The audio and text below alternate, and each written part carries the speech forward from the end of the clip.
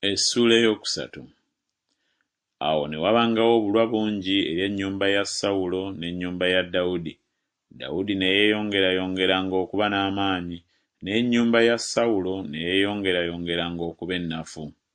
Awo Dawudi n'azaalirwa abaana ab'obulenzi e Kebbulooni, n'omubereberye yali Amunoni owa Akinoamu Omuyezuleeri, n'owookubiri Kireyaabu owa Abigayiri mukazi wa Nabali Omukalumeeri, n'owookusatu Abusaalomu mutabani wa Maaka muwala wa Talumaayi kabaka w'e Gesuli, n'owookuna Adoniya mutabani wa Kaggisi, n'owookutaano Sefatiya mutabani wa Abitaali, n'ow'omukaaga Isuleyamu owa Egula mukazi wa Dawudi.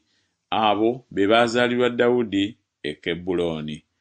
Awo lwatuuka obulwa nga bukyaliwo eri ennyumba ya Sawulo n'ennyumba ya Dawudi, Abuneeri ne yeefuula ow'amaanyi mu nnyumba ya Sawulo. Era Sawulo yalina omuzaana erinnya lye Lizupa muwala wa Aya. Isubosesi n'agamba Abuneeri nti, kiki ekikuyingizizza eri muzaana wa kitange? Awo ebigambo bya Isubosesi ne bisunguwaza nnyo Abuneeri, n'ayogera nti, nze mutwe gw'embwa ogwa Yuda. Leero ndaga ekisa ennyumba ya Sawulo kitaawo, baganda be ne mikwano gye, ne sikuwaayo mu mukono gwa Dawudi, era naye onnanze omusango ogw'omukazi oyo. Katonda akole bw'atyo Abuneeri n'okukirawo, bwe sirikolera ddala Dawudi nga Mukama bwe yamulayirira, okuggya obwakabaka ku nnyumba ya Sawulo n'okusimba entebe ya Dawudi okufuga Isirayiri ne Yuda okuva ku Ddaani okutuuka e Beeruseba. N'atayinza kumwanukula Abuneeri kigambo kirala kubanga yamutya. Awo Abuneeri n'atumira Dawudi ababaka ku bubwe ye ng'ayogera nti, nannyini nsi y'ani? Era nti, lagaana nange, era alaba omukono gwange guliba naawe okukukyukiza Isirayiri yenna. N'ayogera nti, kale ndiragaana naawe, naye waliwo ekimu kye nkussaako nga toliraba maaso gange, bw'otolimala kuleeta Mikali muwala wa Sawulo, bw'olijja okulaba amaaso gange.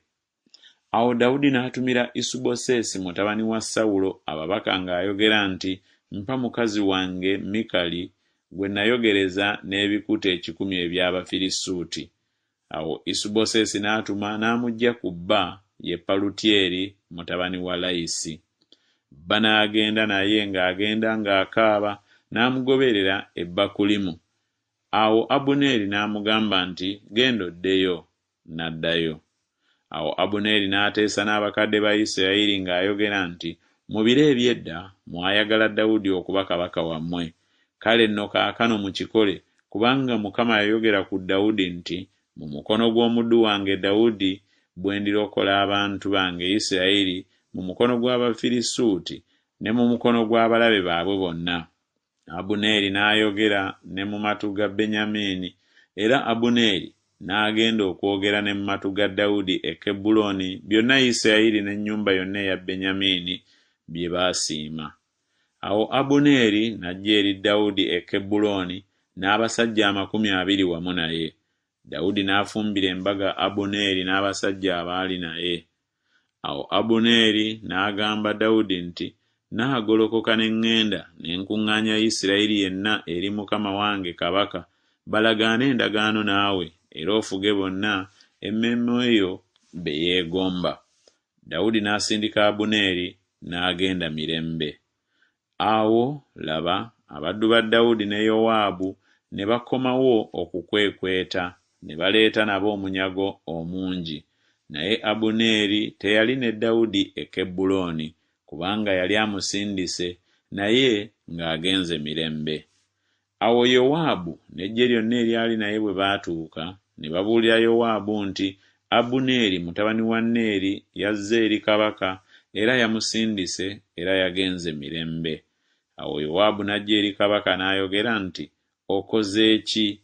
Laba, Abuneeri yazze gy'oli. Wamusindikidde ki era agendedde ddala? Omanyi Abuneeri mutabani wa Neeri ng'azze okukulimba n'okumanya bw'ofuluma n'oyingira, n'okumanya byonna by'okola. Awo Yowaabu bwe yafuluma okuva eri Dawudi n'atuma ababaka okugoberera Abuneeri ne bamukomyawo okuva ku luzzi lwa Siira, naye Dawudi n'atakimanya.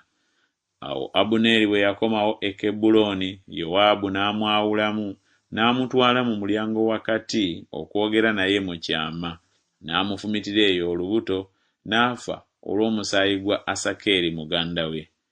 Awo oluvannyuma Dawudi bwe yakiwulira n'ayogera nti, nze n'obwakabaka bwange tetuliiko musango mu maaso ga Mukama ennaku zonna ogw'omusaayi gwa Abuneeri mutabani wa Neeri.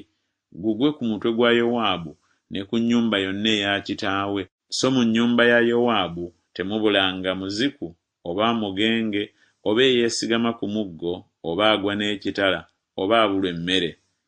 Bwe batyo Yowaabu ne Abisaayi muganda we bwe batta Abuneeri, kubanga yali asse muganda waabwe Asakeri e Gibyoni mu lutalo. Awo Dawudi n'agamba Yowaabu n'abantu bonna abaali naye nti, muyuze engoye zammwe, mwesibe ebibukutu, mukaabe mu maaso ga Abuneeri. Kabaka Dawudi n'agoberera olunnyo. Ne baziika Abuneeri e Kebbulooni. Kabaka n'ayimusa eddoboozi lye n'akaaba ku ntaana ya Abuneeri, abantu bonna ne bakaaba amaziga. Kabaka n'akungubagira Abuneeri n'ayogera nti, Abuneeri yandifudde ng'omusirusiru bw'afa. Emikono gyo tegyasibibwa, so n'ebigere byo tebyateekebwa mu masamba. Ng'omuntu bw'agwa mu maaso g'abaana b'obutali butuukirivu, bwe wagwa bw'otyo. Abantu bonna ne bamukaabira nate amaziga.